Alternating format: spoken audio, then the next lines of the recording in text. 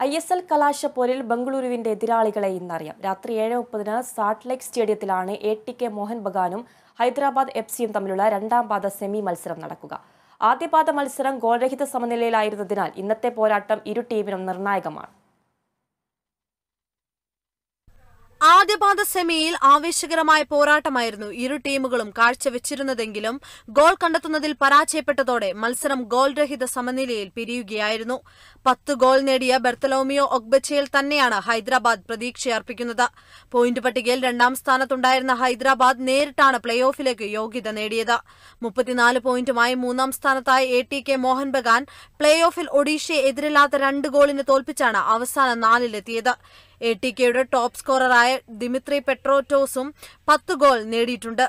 ഈ സീസണിൽ ആകെ 3 തവണയാണ് ഇരു ടീമുകളും പരസ്പരം ഏറ്റുമുട്ടിയത്. ഓരോ മത്സരങ്ങളിൽ ഇരു ടീമുകളും ജയിക്കുകയും ഒരു മത്സരം സമനിലയിൽ പിരിയുകയും ചെയ്തു. ISLൽ ATK മോഹൻ ബഗാനും ഹൈദരാബാദും ആകെ ഏറ്റുമുട്ടിയത് 9 മത്സരങ്ങളിലാണ്. അതിൽ 3 മത്സരങ്ങളിൽ ATK മോഹൻ ബഗാനും 2-ൽ ഹൈദരാബാദും ജയിച്ചു.